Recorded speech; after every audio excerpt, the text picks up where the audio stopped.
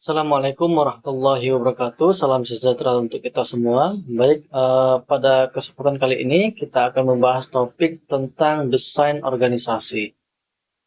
Nah, desain organisasi adalah proses memilih struktur organisasi yang sesuai dengan strategi dan lingkungan tertentu. Nah, desain organisasi dapat menjadi faktor kunci yang menentukan kelangsungan hidup organisasi. Tidak ada Kalau tidak ada organisasi, maka kan sulit sekali mengetahui siapa pimpinan, siapa yang mengordinasi, maupun siapa yang melaksanakan perintah tersebut. Nah, sini pandangan klasik ya. Sini ada Henry Cavill, terus Frederick Taylor dan Max Weber ya, adalah menyumbang ide pandangan klasik. Di sini Max Weber menyebutkan istilah desain organisasi birokrasi yang menurutnya birokrasi merupakan desain organisasi logis, rasional, dan efisien. Sini anggota organisasi diserahkan oleh panggilan tugas atau sense of duty dan tujuan perangkat aturan yang jelas dan rasional. Dan satu perangkat aturan yang jelas dan rasional. Nah, termasuk pada organisasi birokrasi mempunyai karakteristik. Yang pertama, ada pembagian kerja yang jelas, ya spesialisasinya di mana, dan setiap posisi itu diisi oleh orang yang memang ahli di bidangnya. Kemudian yang kedua, seperangkat aturan yang konsisten dan jelas untuk menjamin keseragaman tugas. Jadi ada peraturan atau suatu SOP ataupun apa ya, proses kerjanya jelas, aturan-aturan jelas dan konsisten agar seragam dalam mengerjakan tugas. Ini ketiga, ada hierarki dari posisi yang menciptakan rantai komando dari manajemen puncak sampai dengan karyawan paling bawah. Jadi ada level-level ataupun hierarki posisi tersebut. Kemudian yang keempat, manajer ya, menjalankan bisnis dengan cara impersonal dan menjaga jarak secara sosial antara dirinya dengan bawahannya. Yang kelima, karir dalam organisasi didasarkan pada prestasi dan keahlian. Jadi ketika karir tersebut ya,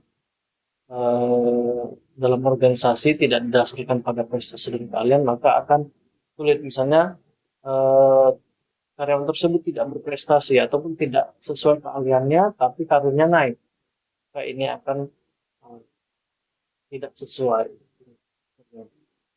Karyawan tidak boleh diperlakukan secara tidak adil, maka karyawan tersebut dalam suatu perusahaan harus diperlakukan secara adil. Nah, di sini ada pandangan neoklasik. Ya, pandangan neoklasik sini berusaha menonjolkan sisi manusiawi organisasi. Organisasi mempunyai dua tujuan. Yang pertama, ekonomi dan kepuasan karyawan. Nah, dari sini ya pandangan tersebut sering juga disebut sebagai pandangan perilaku. Sama seperti aliran klasik sebelumnya, pandangan neoklasik berusaha mencari satu cara terbaik untuk semua situasi. Di aliran neoklasik ini berpendapat ya bahwa organisasi dapat diperbaiki dengan membuat organisasi menjadi tidak terlalu formal dan mendorong partisipasi karyawan. Jadi ada partisipasi di sana. Selanjutnya, beberapa tokoh aliran neoklasik adalah McGregor, Chris Argyris, dan Francis Pickett. Nah, di sini lanjut ya, pendekatan situasional. Nah, pendekatan situasional itu percaya bahwa desain organisasi yang optimal tergantung pada faktor-faktor situasional yang relevan. Antara lain yaitu teknologi, lingkungan, ukuran yang besar kecilnya, dan siklus kehidupan organisasi.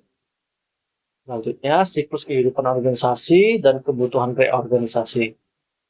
Sini ada sesama makhluk hidup, organisasi tumbuh, berkembang, dan kemudian mengalami penurunan atau bahkan dapat mati. Kemudian untuk setiap tahap, ya, desain organisasi yang dibutuhkan akan berbeda. Nah, kemudian beberapa gejala yang menunjukkan sudah saatnya reorganisasi ya dilakukan. Sudah saatnya reorganisasi dilakukan adalah informasi tidak sampai pada orang yang tepat pada waktu yang tepat, kemudian organisasi tidak dapat melakukan respon yang tepat terhadap perubahan lingkungan atau tidak dapat memperkirakan perubahan lingkungan. Jadi ketika hal-hal ini terjadi, maka ini merupakan gejala harus dilakukan segera reorganisasi. Dan lanjut, termasuk ke tipe-tipe organisasi. Nah, di sini ada disusun dalam 3 cara. Yang pertama berdasarkan fungsinya, yang berdasarkan produk atau pasar, kemudian yang ketiga ada berdasarkan matriksnya. Coba satu-satu. Yang pertama berdasarkan fungsi. Organisasi itu disusun dalam bagian yang mempunyai aktivitas yang sama atau yang berkaitan. Contohnya, organisasi dikelompokkan dalam bagian pemasaran, keuangan, produksi, dan personalia. Nah, masing-masing bagian ini dipimpin oleh seorang manajer atau kepala bagian yang melapor ke direktur utama. Kemudian direktur utama menjalankan tugas koordinasi dan integrasi antar departemen atau bagian-bagian tadi sesuai dengan fungsinya. Nah, organisasi fungsional ini digunakan terutama oleh organisasi yang kecil. Ya. Jika organisasi itu semakin besar, baik semakin berkembang secara geografis atau menawarkan lini produk yang semakin banyak, maka bentuk fungsional ini menjadi kurang menguntungkan bagi perusahaan tersebut, bagi organisasi tersebut. Nah, di sini kita lihat struktur organisasi itu ada direktur utama, kemudian ini sesuai dengan fungsi-fungsinya. Fungsi departemen produksi, departemen pemasaran, departemen keuangan, dan departemen personalia. Kemudian kita lanjut ke organisasi pasar atau produk. Nah, tadi ketika organisasi itu semakin besar ya, organisasi itu dapat disusun berdasarkan produk, pasar ataupun konsumennya. Di sini ya divisi merupakan bagian dalam organisasi yang relatif otonom. Nah, bagian tersebut dapat mengambil keputusan sendiri tanpa memerlukan persetujuan direktur utama, kecuali untuk beberapa keputusan yang menyangkut divisi lain dan organisasi secara keseluruhan. Jadi ketika di divisi itu yang berkaitan dengan divisi tersebut, maka tidak memerlukan persetujuan direktur utama. Jadi mendapatkan otoritas dalam bagian-bagian tersendiri, kecuali keputusan tersebut ada kaitannya dengan divisi lain, maka harus dengan persetujuan. Nah, jika organisasi belum terlalu besar ya, misalnya departemen ya barangkali lebih cocok digunakan dibandingkan dengan divisi. Nah, apabila organisasi menjadi semakin besar, divisi barangkali lebih cocok digunakan. Jadi divisi jika sudah besar, maka divisi lebih tepat. Namun jika masih kecil ya, kalangannya masih tidak terlalu besar, maka departemen yang lebih cocok digunakan. Nah, di sini kita lihat ada beberapa bagan organisasi. Di sini ada berdasarkan produknya, berdasarkan pasar atau konsumennya, kemudian berdasarkan geografisnya.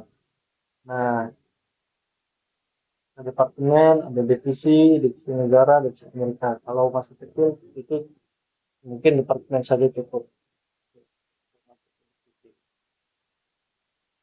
Dan lanjut yang ketiga, struktur matriks ya. Struktur matriks ya. Di sini itu struktur organisasi yang berusaha menggabungkan sisi positif struktur fungsional dan struktur divisi.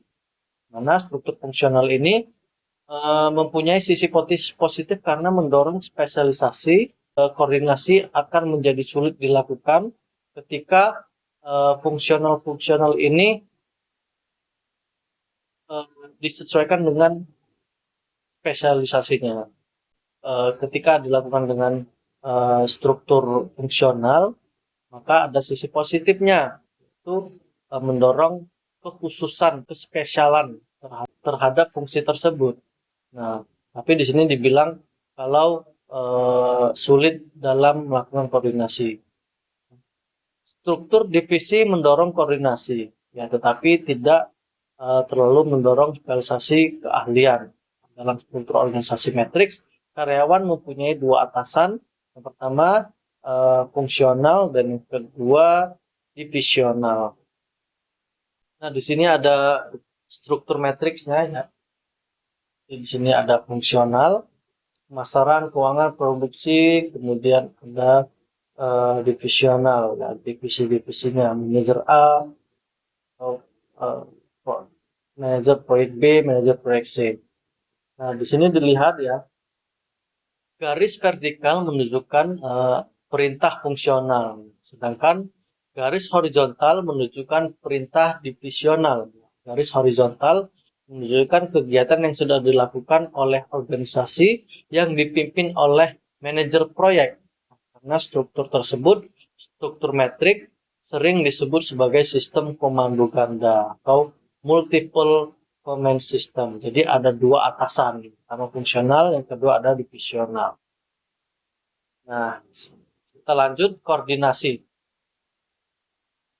Koordinasi, ya, merupakan proses menghubungkan atau mengintegrasikan bagian-bagian dalam organisasi agar tujuan organisasi dapat dicapai dengan lebih efektif. Tingkat ketergantungan antar bagian dan kebutuhan komunikasi dalam melaksanakan pekerjaan tertentu akan menentukan sejauh mana koordinasi diperlukan. Di sini ketergantungan dapat dibedakan menjadi 3 macam. Yang pertama, polar interdependence, kemudian yang kedua ada sequential independence, dan yang ketiga ada reciprocal interdependence. Di sini ada penjelasan masing-masing. Yang pertama, itu ketergantungan ini tidak banyak membutuhkan interaksi. Kemudian yang kedua, ketergantungan dalam bentuk ini, ya, bentuk sequential ini ditandai dengan dipakainya output suatu bagian sebagai input bagian lainnya. Kemudian yang terakhir, ketergantungan ini muncul jika bagian-bagian saling mempengaruhi satu sama lain.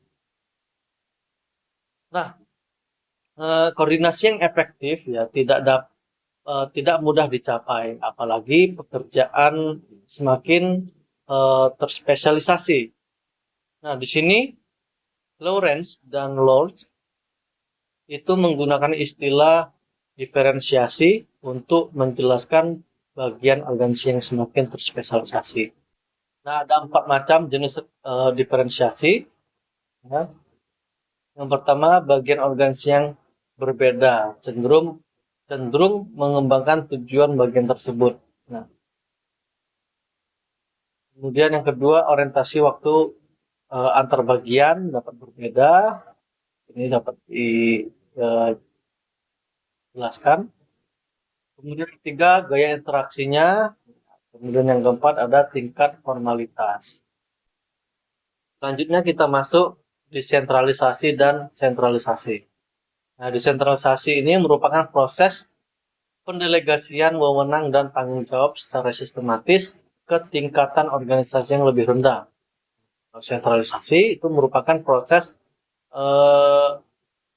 menahan wewenang dan tanggung jawab ke manajemen puncak. Nah, faktor yang mempengaruhi tingkat desentralisasi, yang pertama lingkungan, yang kedua ukuran organisasi, dan yang ketiga karakteristik lainnya seperti budaya perusahaan, preferensi manajemen, dengan kemampuan karyawan, dan biaya keputusan. Nah, sini yang pertama lingkungan, ya. Tadi yang dikatakan bahwa ada faktor yang mempengaruhi tingkat sentralisasi. Ini ada lingkungan. Nah, lingkungan ini mempengaruhi tingkat desentralisasi. Contohnya saja, eh, Alfred Candler ya menemukan apabila tingkat persaingan cukup ketat ya industri berubah cukup dinamis.